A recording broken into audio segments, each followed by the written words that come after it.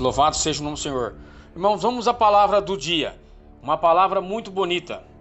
Jeroboão e o profeta desobediente. 1 Reis 13.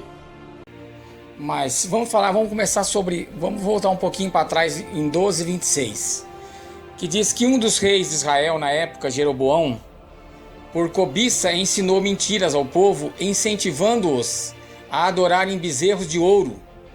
Tudo isso por cobiça.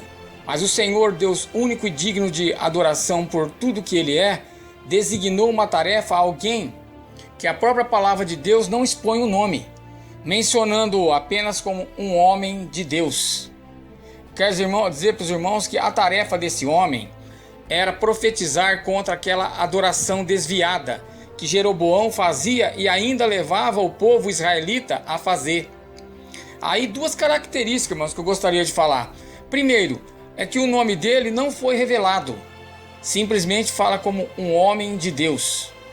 Eu quero dizer que o que nos mostra que ao fazermos algo que o Senhor nos orienta, não é necessário esperarmos reconhecimento humano, aplausos, elogios. Eu quero dizer para os irmãos que o importante é que o Senhor cresça e nós diminuamos. Eu quero dizer que ele era um servo disposto a obedecer a ordem de Deus, a ordem do Senhor, ao ponto de não temer as ameaças do rei Jeroboão. Ou seja, além de ser servo de Deus, ele era alguém destemido, pois sabia que o Senhor o havia enviado. Ele estava à frente de tudo. Irmãos, eu quero dizer que a disposição em orar por aqueles que nos perseguem é a palavra do Senhor. Em 1 Reis 13, do 4 ao 6, é relatado que quando o rei Jeroboão ouviu a palavra do homem de Deus, ele bem provavelmente ordenou a seus guardas que prendessem o profeta. Nesse instante o Senhor Deus interviu e a mão de Jeroboão ficou seca, imóvel. Vendo isso, o rei pediu ao profeta que orasse a Deus em favor dele, e assim o homem de Deus fez. Ele orou em favor daquele que estava a fim de prendê-lo, e o Senhor ouviu. O Senhor Jesus nos orientou, irmãos, a fazer o mesmo, orando pelos que nos perseguem e nos maltratam. Está lá em Mateus 5, 4, 4 e Romanos 12, 14. Eu quero dizer que obedecer a Deus é renunciar às propostas contrárias à sua vontade. Entre os versículos 7 e 10, irmãos, nos fala que Jeroboão tenta persuadir o homem de Deus, convidando-o a ir com ele para a sua casa, e que lá ele daria um presente ao profeta.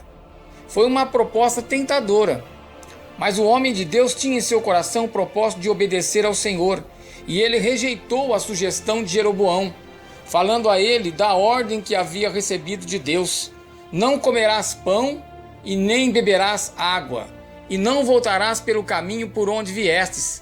E realmente a palavra do Senhor relata que o homem de Deus obedeceu indo por outro caminho e rejeitando a proposta do rei Jeroboão.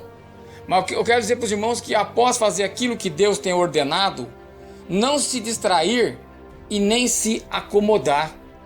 Nos versículos 11 e 14 é dito que um velho profeta de Betel foi em busca do profeta de Judá, encontrando-o assentado debaixo de uma árvore. Quer dizer que a partir deste momento, a situação do homem de Deus, irmãos, começa a tomar outro rumo bem distante. Talvez porque ele se distraiu e se acomodou.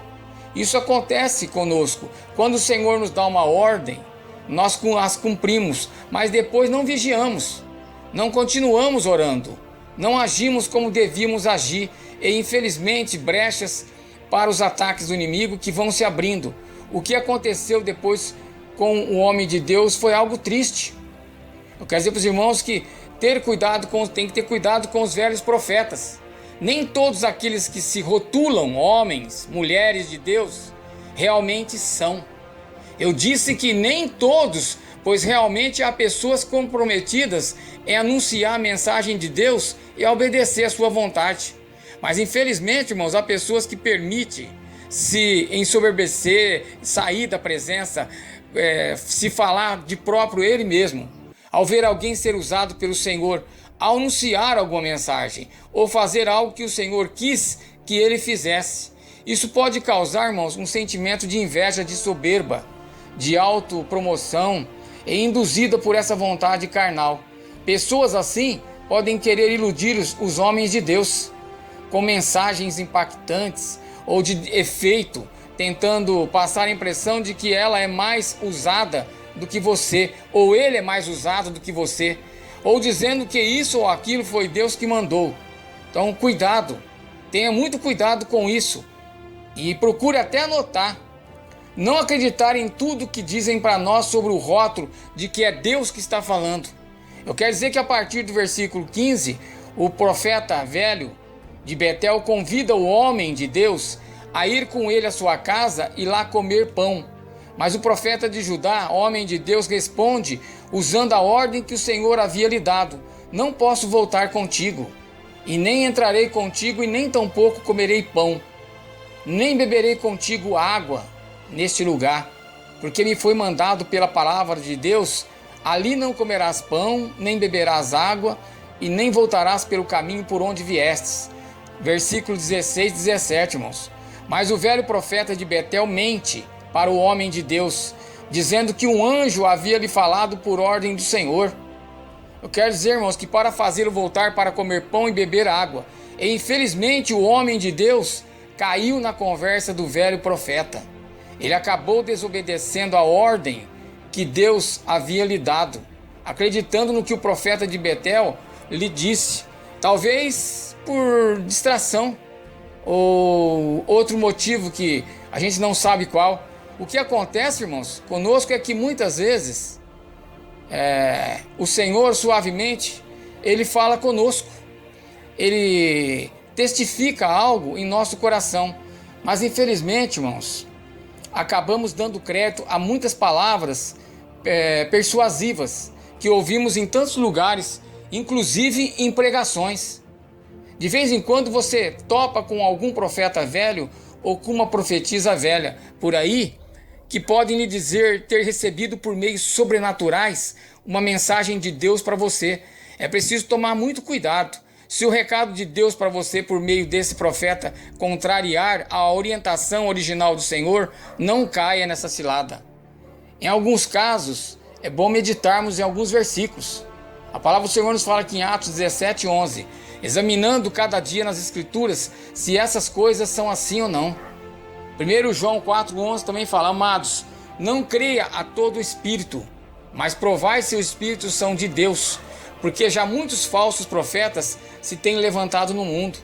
Em Gálatas 1, do 8 ao 9 fala: mas ainda que nós mesmos ou um anjo do céu vos anuncie outro evangelho, além do que já vos tem anunciado, seja anátema.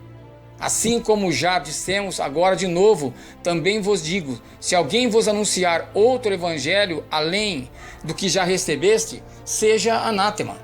João também 5,39 fala: examinai as Escrituras, porque vós cuidais de ter nelas a vida eterna, e são elas que testificam, irmãos.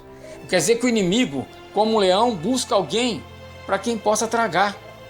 No versículo 19 em diante, a tragédia é iminente. O homem de Deus caiu na conversa do velho profeta e desobedeceu a Deus, voltando pelo mesmo caminho pelo qual havia vindo, comido pão e bebido água.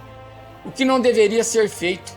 Quer dizer, irmãos, que a palavra do Senhor agora, ela veio de forma verdadeira à boca do velho profeta, que diz ao homem de Deus que pelo fato de ele ter sido rebelde e não ter guardado o mandamento que o Senhor havia lhe dado, seu cadáver não entraria no sepulcro dos seus pais.